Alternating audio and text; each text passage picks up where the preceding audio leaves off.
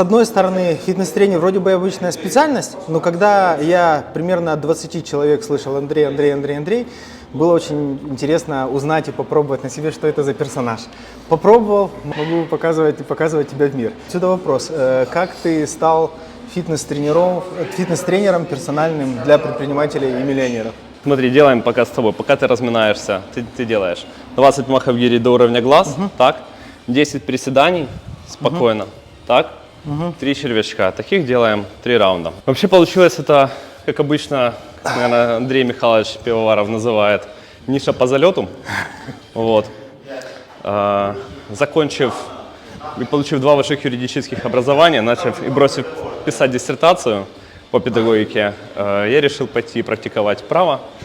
И пока я ждал своего места у знакомого в компании, я решил временно поработать тренером, так как я раньше занимался полевой стрельбой, а потом начал профессионально заниматься тяжелой атлетикой.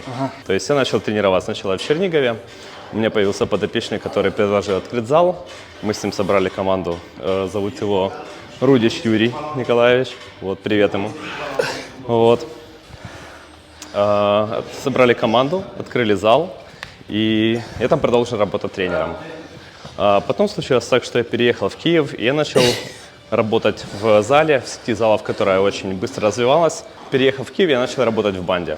То есть, проработав 3 месяца. В банде да, это что? В кроссфит-банде. Да. Я думал, в банде. Все так плохо. Да, это был, наверное, 2014 год, наверное, 2015, где-то там.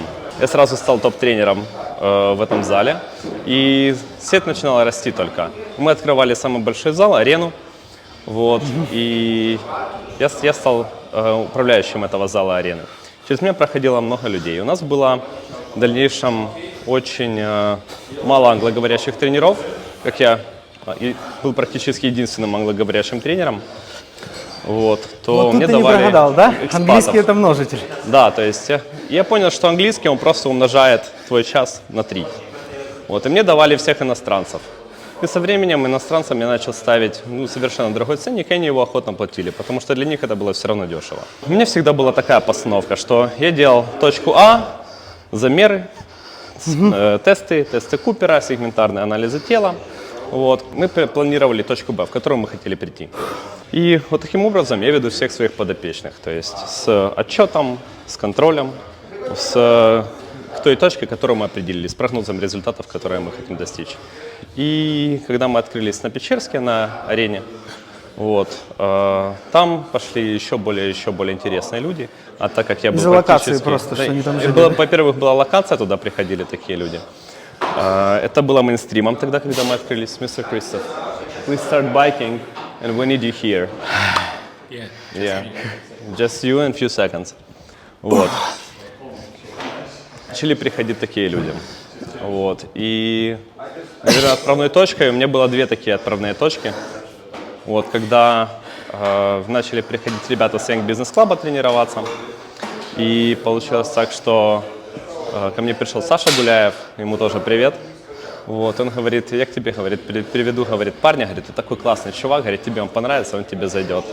Говорит, очень замотивированный, говорит, классно, говорит, тяжелка, классная тема, надо пробовать. Дает мне контакт, говорит, на, говорит, напиши, какой-то Андрей. Я говорю, Андрей, написал. Андрей, который Пивоваров. Да, и потом это оказался Андрей Пивоваров. И на тот момент приходят ко мне только такие глаза и нос. Метр, наверное, сколько, 96, Андрей Михайлович наш. Вот, и говорит, все, говорит, я готов делать все, что ты скажешь, все, давай.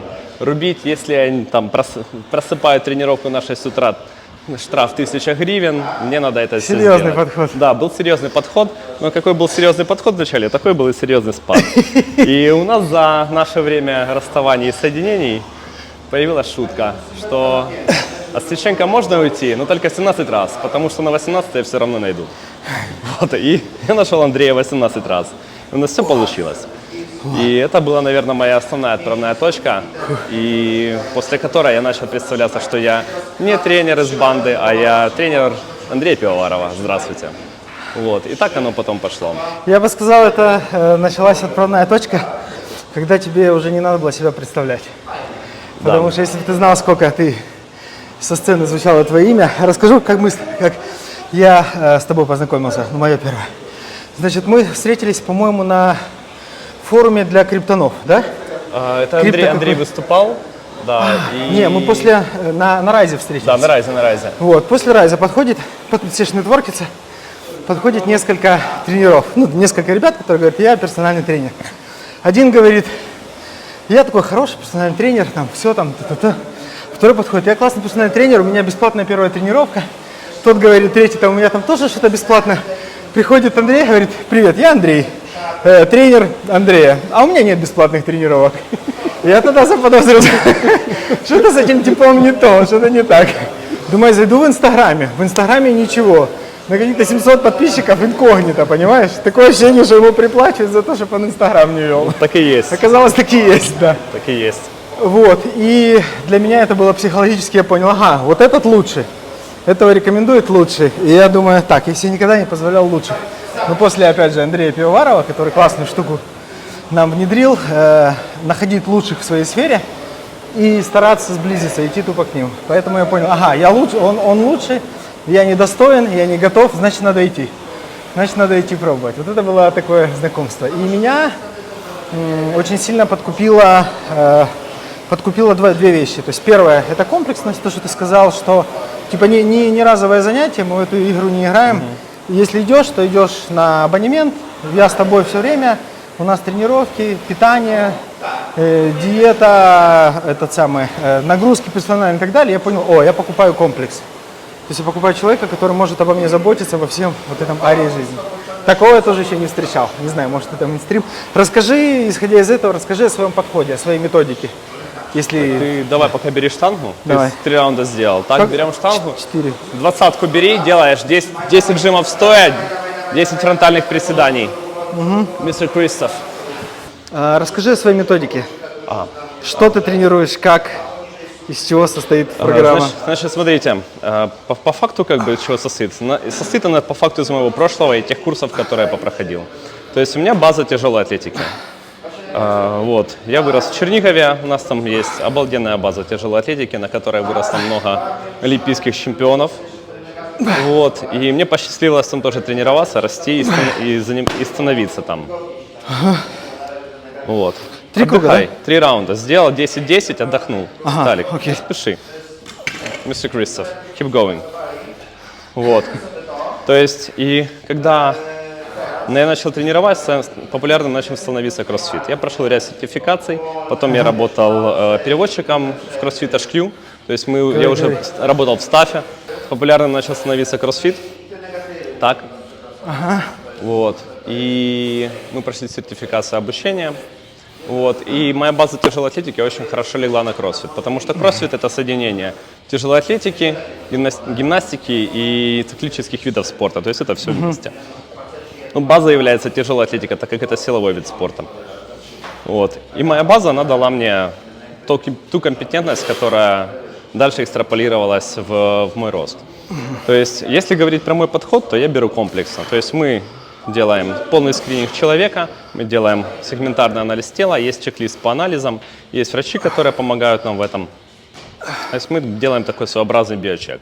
И потом мы говорим, вот это мы справляем, это мы эти дефициты убираем. И вот у нас вот комплексно мы улучшаем сон, питание, мы подбираем тренировочный процесс, делаем нагрузочные тесты, как тест Купера, рассчитываем пульсовые зоны. И на основе этого уже мы строим тренировочный процесс. То есть основой, конечно же, являются скоростно-силовые тренировки. Почему тяжелая атлетика? Что особенного? Почему не машины? Почему не машины? Да. Потому что в тяжелой атлетике надо думать. Не Да? подумал, не поднял. Ты должен делать и не сомневаться. Ты должен знать, что делать в каждый миллиметр, в каждую секунду движения. Ну, это самое тяжелое. То есть, мне кажется, это из всех видов спорта самое тяжелое и, кажется, самое травмоопасное. Так ли это? Кажется. По факту нет. Это не контактный вид спорта. Здесь тебя никуда не бьют. То есть по факту все зависит только от тебя. То есть у тебя подготовка начинается вон там с палочки ПВХ, с вот такой вот тяжелой. Вот. И у тебя ставится техника, вообще ты помнишь, как мы начинали. Приседания с палочкой, наклоны с палочкой совсем. Да? Вот. 2 сделал, 1? Да, 2, сейчас 3. 2, давай 3. Вот. И у тебя строится техника сначала с палочкой.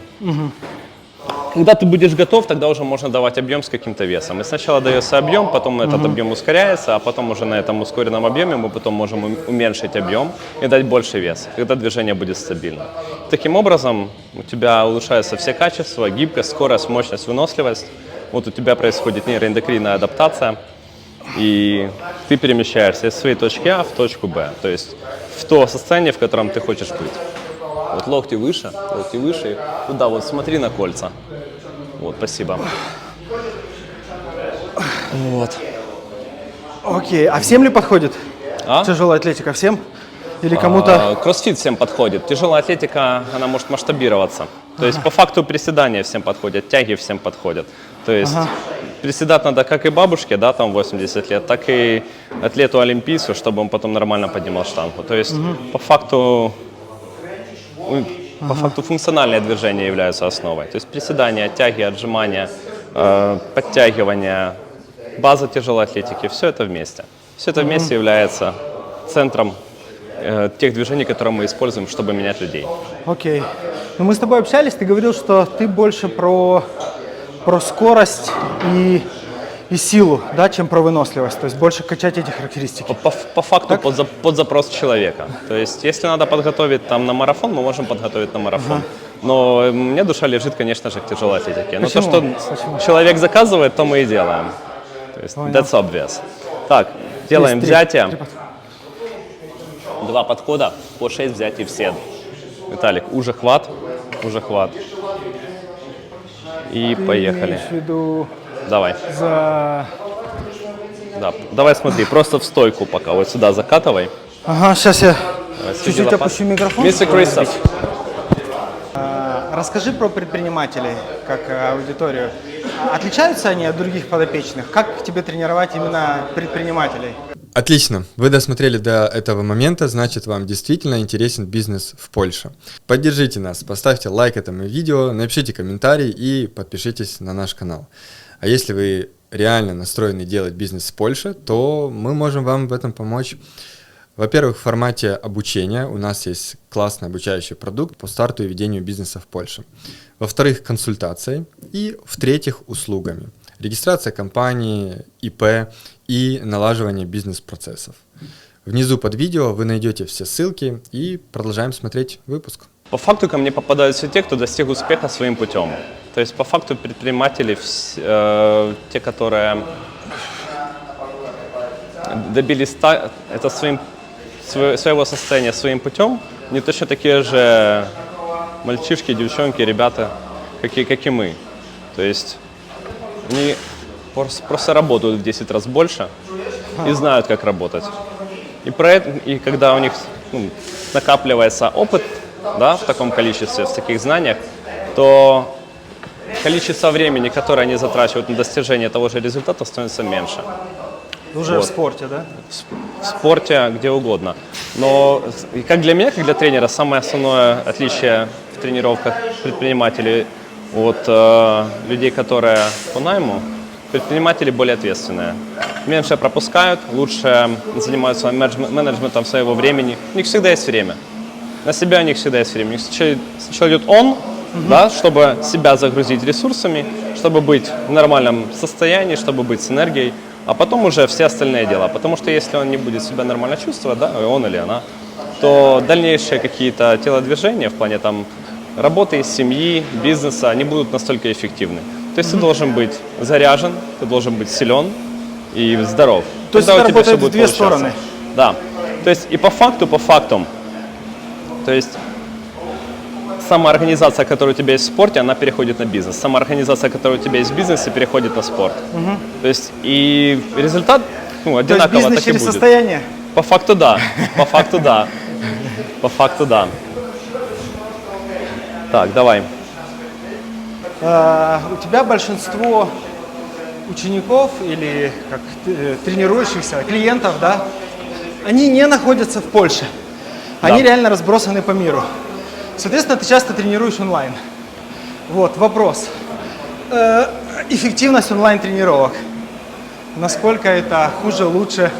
Потому что мне кажется, что у многих есть ощущение, что онлайн-тренировки не работают, так как у меня было, пока я не попробовал с тобой тренироваться онлайн. Я это понял, что они хорошо работают во время ковида, но тут надо уметь объяснять. Если ты умеешь правильно объяснить движение, то есть показать, правильно объяснить, правильно откорректировать, чтобы человек понимал по ощущениям, тогда это работает. То есть это зависит от тренера. Эффективность практически такая же. То есть ты можешь дать понять, что как делать, и будет все нормально. Нас тренировали, нам показывали, да, но в основном нам объясняли, как это должно чувствоваться. Как ты должен чувствовать движение, что должно происходить, как это должно получаться. То есть, запоминая это, ты потом начинаешь также тренировать. То есть ты объясняешь движение, подстраивая его под человека, объясняя его, что он должен чувствовать, какие у него ощущения должны быть при выполнении того или иного движения. И первый у меня такой заход был в онлайн во время ковида, потому что все сидели дома. Но мы тогда еще умудрились тренироваться. Все сидели, а вы пахали. Мы пахали, но мы еще нашли гараж. Анна, моя подопечная, помогла его найти. Тебе тоже привет. Вот. И это был гараж на Печерске, там крысы вот такие бегали. Вот. И мы во время ковида там тренировались все вместе. Это было очень классно. Вот. А потом еще все, наверное, помнят, как мы ходили в кебаб-даш, который работал, но был закрыт. Ну, для нас его открывали. Вот. Это наше место силы, там, где самое вкусное турецкое мясо в Киеве. Обязательно вернемся, попробуем. Вот. Окей, онлайн работает. А по Так, гиру скажи, Подожди, что? сколько ты сделал? 2, 1? Не, уже 2 или 3? 2. Все. Не помню. Пятерки, Антон, сколько я десятки. сделала подходов? 3, по-моему, 3. Пятерки на 5. Сейчас я замки дам. Теперь вопросы слушателей нашего канала. Андрей, Давай. у тебя есть клиенты по всему миру, Так. которые тебя, рады видеть, тебя приглашают. Приезжай к нам, и, судя по всему, ты делаешь иногда туры по клиентам по миру. Почему среди всего этого разнообразия ты в Польше? Потому что, во-первых, я рядом к своей стране, вот, рядом к родителям. У меня родители в Чехии живут, возле Праги. Мама, привет. Я покушал, и я в шапке. Польша прекрасная страна с хорошим климатом. Месяца 3, наверное. То есть близко к Украине подобный менталитет? По факту, да. Близко к родителям, максимально близкий менталитет, сильнейшая украинская комьюнити, вот, сильнейшая поддержка вообще самих поляков. Спасибо вам, ребята. Вот, и, конечно же, очень хорошее авиасообщение, потому что здесь вот Шопен рядом. Просто 10 минут на То есть машине они летишь прям с куда аэропорта угодно. к тебе едут, да? Ну, по факту, да. Сначала сюда, в зал, замеры, а потом обратно кушать журок. Так, на 5, давай. Давай. Свиса выше колена в сет. Поехал. Расскажи про отношения с поляками, тренерами. Тут все такие заряженные. Как они тебя приняли, как относятся? Вообще, Ты пока чувствуешь ли тут десятки одевай. какое-то угнетание? Не знаю. Вообще и тренера, и поляки. Вообще, скажи, когда ты переехал? Вот еще интересный вопрос. Слушай, есть несколько волн, понял? Есть те, которые, как я, по 9 лет. А есть те, которые... Пятерку сними, Виталик, Да, сначала. те, которые свеженькие. Ты свеженький, да? Я переехал во время первого года войны. Вот, я работал переводчиком с американскими инструкторами. Вот в Украине, у нас потом был здесь проект в Польше. Я отработал контракт, и мне разрешили остаться. Вот, и я сначала поехал в Познань, вот, побыл там, вот, наверное, недели 4, а потом подумал, что надо начинать уже оживать и возвращаться в нормальный ритм жизни, так. И, конечно же, где фитнес больше всего развит, конечно же, в столице. Я просто начал гуглить залы, кроссфит-залы. Нашел зал с наибольшим количеством ревью, это был этот зал. Вот это, да? Да, и Очень параллельно я еще позвонил, у меня была девочка, она тренировалась буквально у меня пару раз, Виталик, своди лопатки, вставай, давай. И так ты нашел этот Вот, зал. и я у нее еще спросил, говорю, в какой зал лучше всего пойти. И Оля, ее зовут, эту девочку, она мне дала контакты мистера Высоцкого. И вот этот прекрасный атлет встретил меня на вокзале, еле нашел машину. Вот. И Так начался мой путь здесь. Ребята классно приняли, поддержали, помогли найти квартиру, устроиться. Вот, то есть все класс, все классно. Вот ребята в зале заряженные, настроенные на победу. Вот, много кто соревнуется, постоянно проходят курсы и обучаются. Так, Виталик, давай на 5 и потом 50 пойдем по 4. Плечами больше накрывай, таз в старте выше.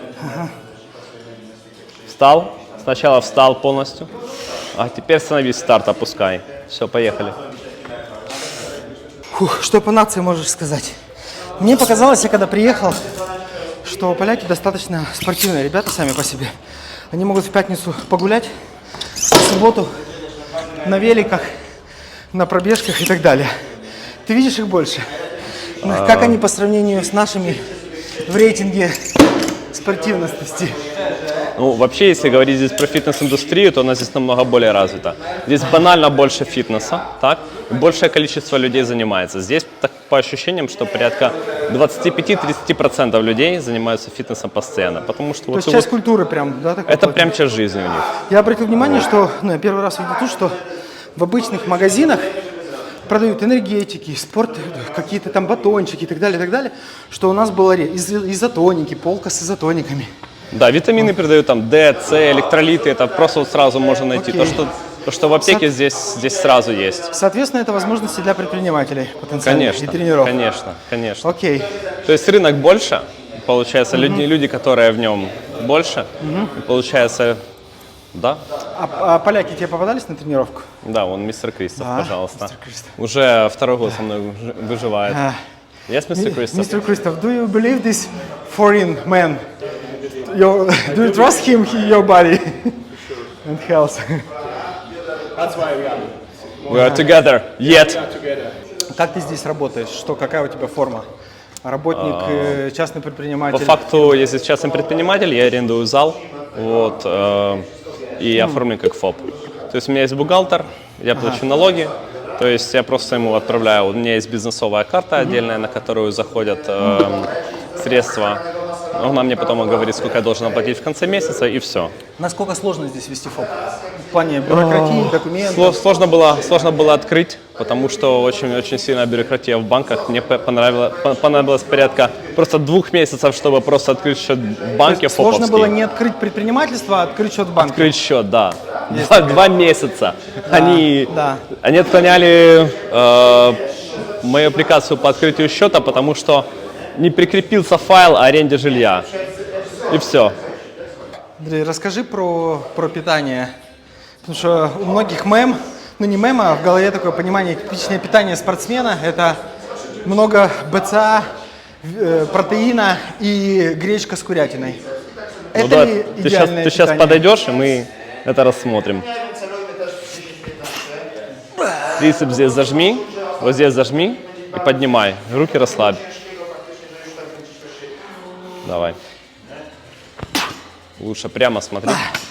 Как бы ты разделил, если взять успех, точку Б, в виде здорового, красивого веса с нормальным процентом мышц и подкожного жира подкожного? Сколько в этом успехе процентов питания, сколько тренировок и там чего-то остального? Как бы ты это Наверное, разделил? 60 на 40. 60? 60 на 40. 40% тренировок, 60% питания. Окей. Значит, по поводу питания я за научный подход и действительно рабочим питанием, да, если это просто среднестатистически здоровый человек, да, без каких-то либо патологий, это среднеземноморская диета. Там были исследования на 150 тысяч человек, очень длинные. То есть не кето, Нет, все крайности, все это плохо. Что такое, простыми словами? То есть среднеземноморская диета – это первое, это очень большое количество двигательной активности, да, то есть низкоинтенсивной двигательной активности. Так? Это медленные углеводы, там даже допускается макароны из твердых сортов пшеницы, цельнозерновой хлеб, черный рис, вот, там, зеленая гречка. Вот. Это белое мясо, так? Красное мясо там допускается раз в неделю, это яйца, это огромное количество всех зеленых овощей. Так, вот, вообще овощи. Вот. Фрукты, да, чуть меньше, там идет такая пирамида, чуть-чуть молочки и чуть-чуть сладкого в конце, если вы там еще у вас влезет после этого всего.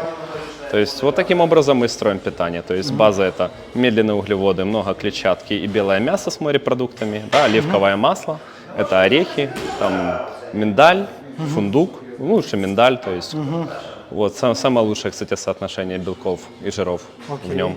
Вот. И вот таким образом оно работает. То есть это проверенное, научно подтвержденное и повторяемое исследование, А которое как ты есть. считаешь по калориям, да? Потому что у нас было так с Андреем. Я говорю, Андрей, так и так, я прихожу к тебе с базовой точкой 106,7 килограмм, сам пробовал, сдаюсь, не могу, не сходит, надо помощь. Я говорю, надо похудать, надо сбросить.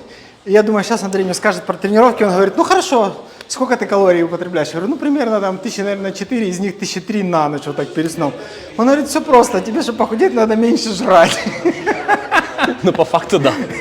По факту работает дефицит калорий. Я покажу потом, ну, как бы свои рационы. И да, я понимаю, что за месяц привычка питания поменялась. Уже не хочется там тяжелого. Когда ты понимаешь, что такое 10 калорий там, на том же байке, потом смотришь на эту шоколадку, и там 500 калорий или 400, думаешь, да, наверное, пропущу я этот прием сладкого. Да, или прием на байк. Скажи какой-то пример, вот там, завтрак, обед и ужин. Какой-то такой вот здоровый. Давай сначала по пунктам, да, вот, то есть вот по калориям, как мы понимаем, сколько надо есть. Есть понятие сталого обмена речевым, да, сколько у тебя килокалорий ты тратишь на диване. Мы можем узнать это через, используя эти весы Танита, да, либо InBody. То есть ты взвешиваешься, и вот на парня там 90 килограмм плюс-минус, это 2200 килокалорий, лежа на диване.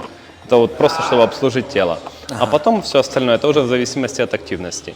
И чтобы тело нормально сбрасывало, нужно порядка 15% дефицит, плюс-минус, в зависимости от того, у кого как идет. И главное, чтобы сброс был от 400 до 600 грамм в неделю. То есть все остальное это будет плохо. Либо слишком медленно, либо слишком быстро. Если слишком быстро, жир будет расщепляться, будет много желчи, и потом могут образоваться камни. Ну, либо... Да, то есть может быть такое с желчными протоками, если у кого-то патологии. Вот, то есть должно все быть очень плавно, не спеша. И надо сбрасывать еще плавно. Почему? Чтобы это не было стрессом для тела. Если это будет стрессом для тела, тело потом заберет это из долга. То есть надо просто медленно сбрасывать это изменение пищевых привычек по факту. Это не какая-то шоковая терапия, это твоя постоянная жизнь. Вот теперь тебе же нормально взять, проснуться, сделать вот примеры, да, по Виталику. 5 белков, 1 желток, да, миллион зелени, руккола, черри.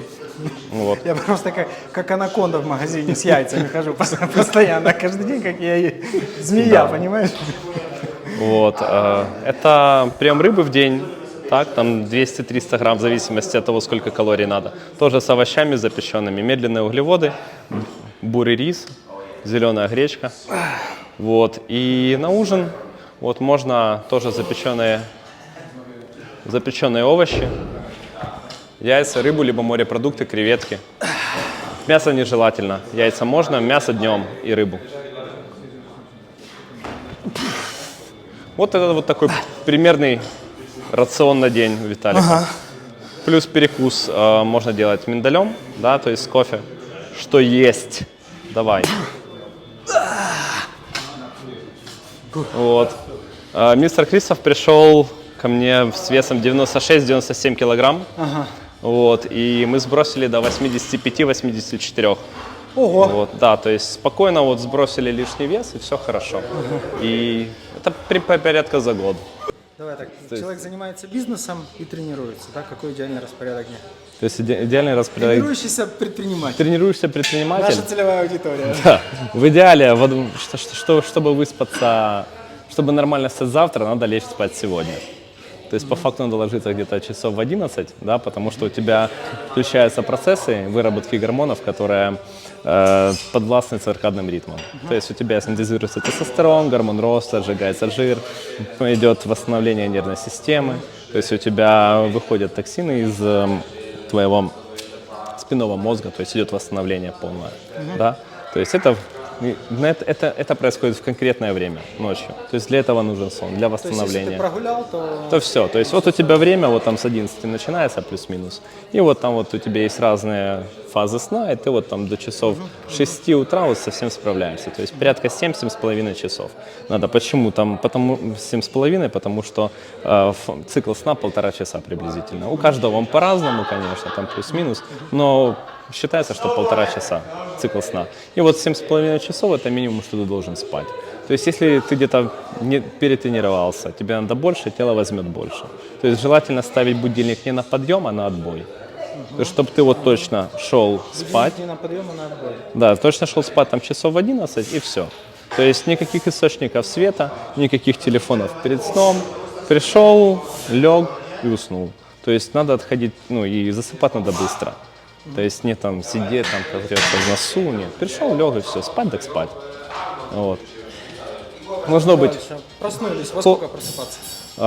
Просыпаться порядка 6-7 утра будет хорошо. То есть там еще получается есть спокойное время. Проснуться, прийти в себя, позавтракать тогда, пока тебя никто не дергает, пока мир спит. Если сложно так рано просыпаться, зовите ребенка.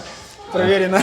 Зовите ребенка, да, либо ложитесь в 10. Вот. То есть, ваше тело вас поднимет тогда, когда надо. Потому что, опять же, по циркадным ритмам оно знает лучше, когда надо просыпаться. Вот. И вы проснулись, все, и больше потом желательно не ложиться досыпать. То есть вы проснулись и пошли. Дневной сон, да, имеет место. Если есть возможность, пожалуйста, там 20-30 минут можно take a nap. Вот. Это будет только лучше, но не позже 4. То есть потому что потом уже слишком поздно. То есть там до 3 можно. Там на 20-30 минут там сделать. И когда эффективнее тренировки? С утра, вечером или... Обычно лучше всего с 9 утра промежуток, где-то до 4 вечера, То есть до мы 5. в 10 мы как раз попадаем. Да. То есть потому что потом нервная система, она начинает затормаживаться, она готовится ко сну, готовится к восстановлению. А с утра ей надо еще какое-то время раскочегариться. То есть вот ты как раз проснулся, позавтракал, у тебя все процессы пошли, попил воды. За сколько до тренировки лучше есть? Где-то за 1,5-2 часа приблизительно. То есть есть легкую еду, яйца, какой-то цельнозерновой хлеб, там какие-то легкую зелень. Вот. Если любишь кофе, можешь выпить кофе. Ну, это если это не тренировка на выносливость. Потому что кофе, оно как... Не разгонять сердце, да? Не разгонять сердце – это одно, а кофе является диуретиком. У тебя давление поднимается, потом падает. И для тебя это не особо хорошо, если ты там на длинной дистанции будешь работать. Либо если объемная тренировка. Сколько приемов пищи внутри дня? Лучше делить на 3 больших, либо там на 5 маленьких? По факту, тут довольно просто можно ответить. У нас за раз тело усваивает порядка 25 там, до 30-40 грамм белка за один подход. Да? То есть больше ты просто-напросто не впихнешь. Даже если ты сильно одаренный, 45 там, да, допустим. То есть нет смысла сжирать огромный кусок мяса? Нету смысла. Ты не сможешь его усвоить. Да. Вот, то есть, оно не так качественно усвоится, как усвоилось бы там 4 раза поменьше. То есть и главное давать постоянно разный белок, разбивать на 4 приема пищи, а объем добирать, чтобы было насыщение за счет зелени. То есть ты накидываешься зеленью, наедаешься мясом, медленные углеводы. Да. Какой процент подкожного жира нормальный и в целом какой нормальный вес на рост? Значит, если говорить про подкожный жир, то для мальчиков это, для мужчин это от порядка 12 до 16, да, то есть если вы там в соревновательной форме там от 9, да, там до 14. Но 16 это верхняя граница для мужчин. А сколько у тебя на той фотке, где ты показывал? На той фотке? Можно ее показать? Ну, можно, да. Сколько там у тебя? Да, там порядка 9. Прикольно. Ну, может там где-то 10 там, но я тогда не мерял, то есть я так, навскидку говорю. То есть там где-то так, это лучшие институтские годы. Окей. Вот, а для девушек до 24 приблизительно. До 24? От 16 до 24. То есть больше, в принципе. Конечно, конечно. Если у них просто не будет жира, то у них останавливается эндокринная система, и все будет очень плохо. То есть девочка должна быть такая, чтобы хотелось от нее откусить, а не покормить. Это мы вставим в анонс. Да, это мы. Чоп-чоп-чоп.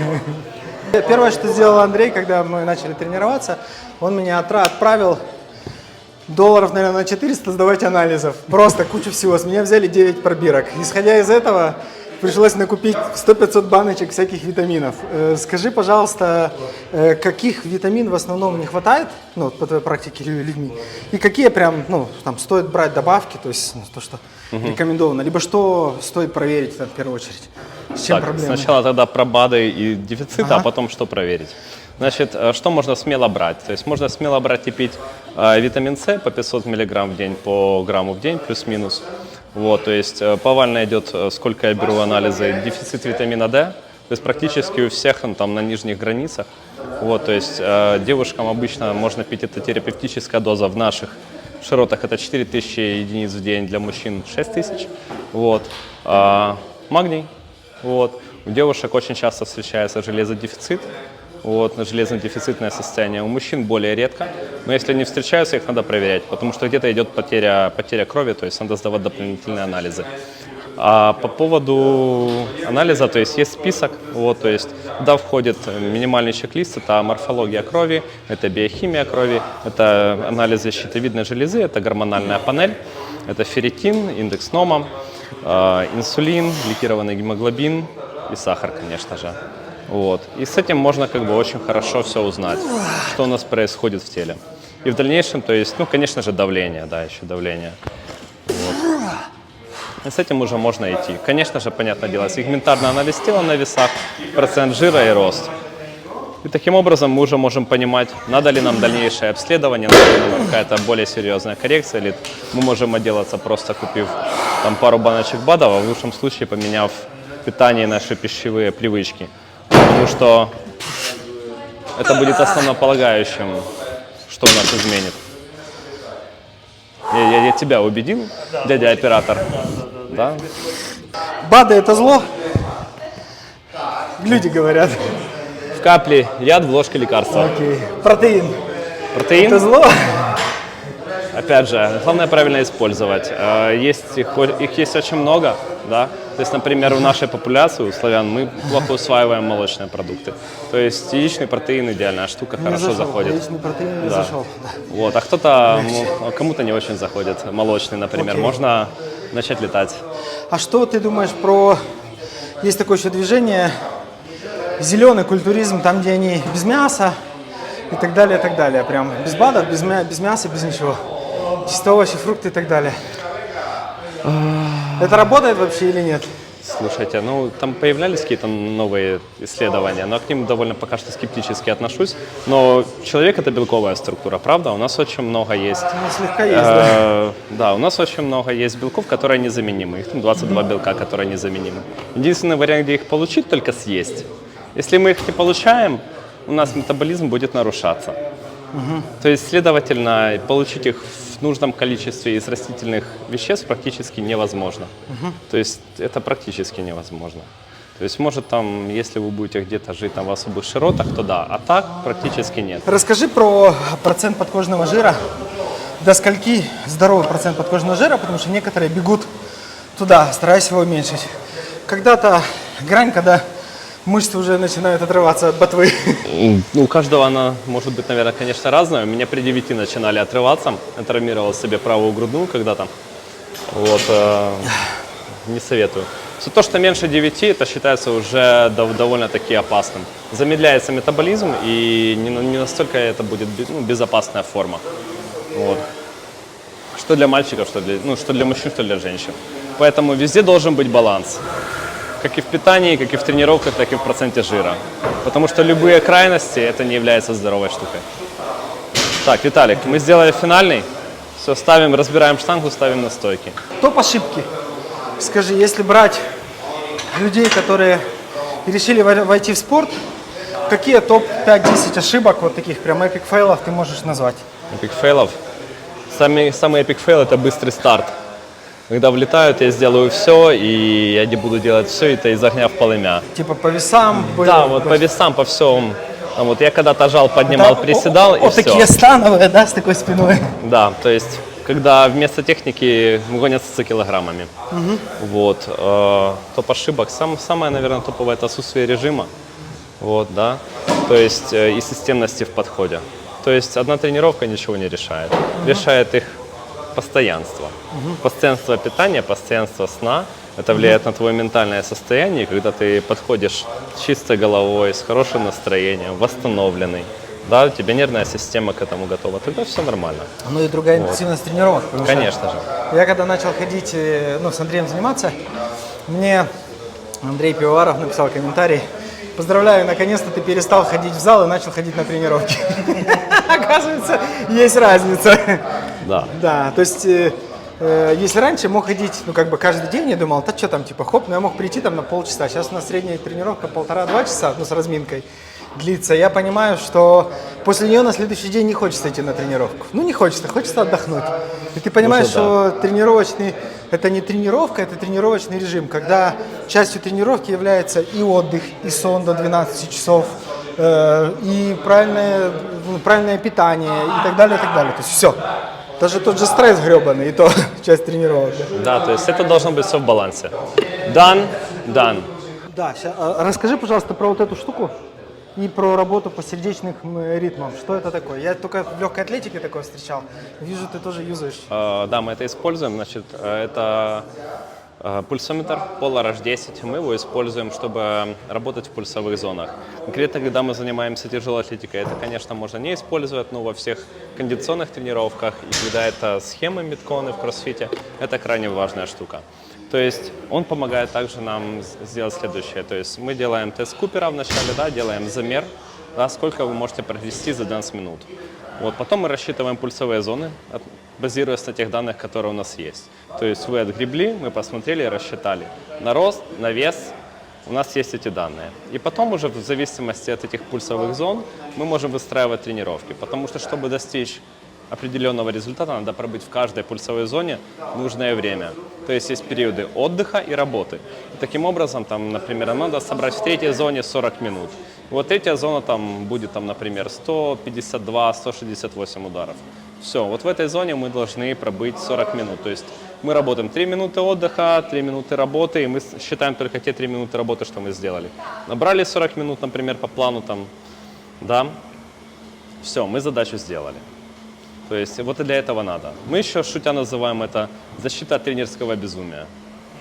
Потому что тренер всегда хочет больше нагрузить, а так не получится. То есть есть конкретная пульсовая зона, в которой надо пробыть, сделать определенный объем работы, и все. А с другой стороны, меньше тоже никто не сделает. Защита от симулянтов, понимаешь? Да. Так, Виталик, подход на 10, приседания на плечах. Давай. Да, значит, топ ошибок. Если говорить про людей, которые только пришли в зал. Отсутствие разминки, так, отсутствие предварительного медицинского обследования. Мне нужен тренер, я все сам смогу. Ребята, травматолог стоит дороже. Это отсутствие питания и недосып. Это наверное, топ-5. Так, Виталик, десятки, подход на 10.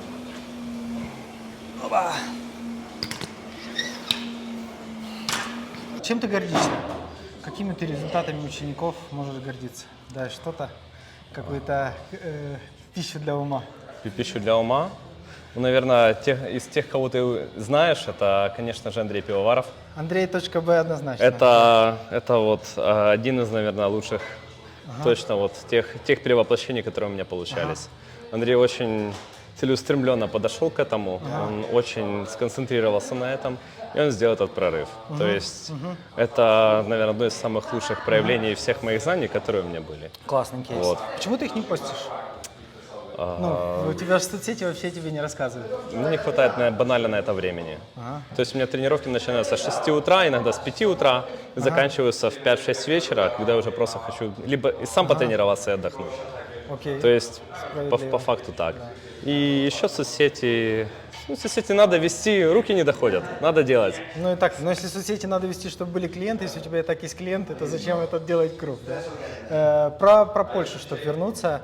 Как тебе в целом живется в Польше? Насколько комфортно? Тем более ты застал Украину до войны, Украину первый год войны с нашим психологическим состоянием и пожил здесь.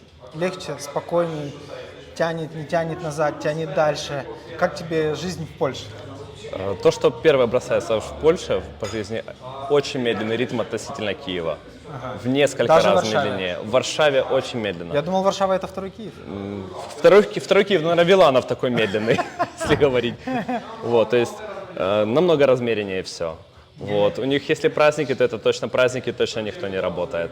Вот. Если ты не скупился перед праздниками в Лидле там, Иди или на заправку, в Бедронке, то все, даже жабка не работает, максимум заправка и все. То есть это твои проблемы.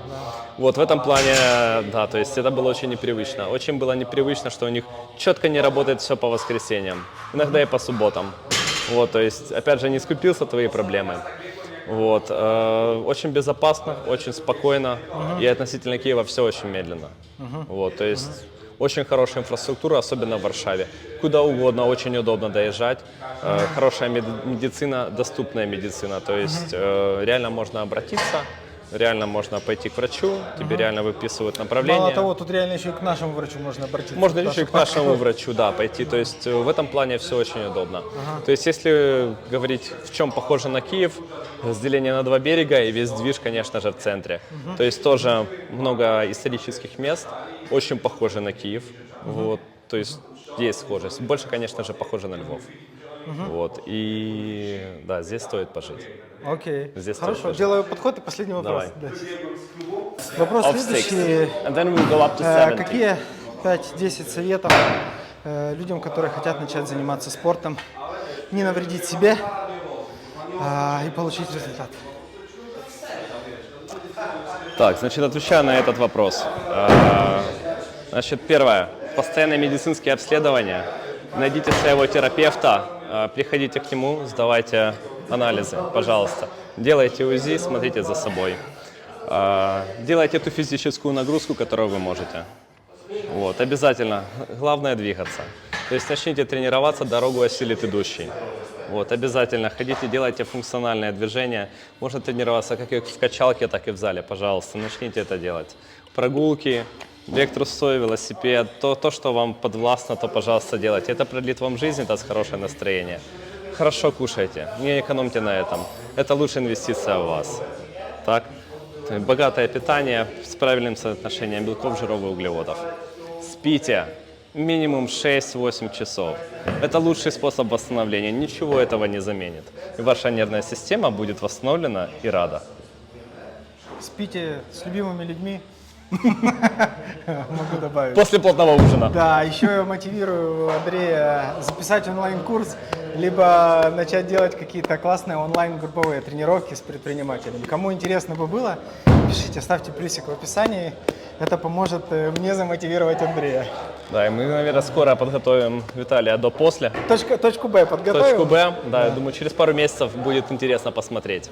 Да. Так что ждите. Спасибо тебе за интервью. Вот, Спасибо тебе, Виталик. Давай, закончим пару финальных подкастов. Друзья, спасибо за просмотр этого видео. Если вам понравилось, ставьте лайк, подписывайтесь на канал. Внизу под видео вы найдете все контакты нашего героя и на его продукт, если вам нужна услуга, и в целом на него, там, в том числе на его институт. Пишите вопросы в комментариях, что вам еще интересно узнать. И хорошего вам бизнеса в Польше. Если вам нужна помощь в регистрации компании, открытии ИП и бухгалтерии, тоже пишите нам, все ссылки в описании. Попадки!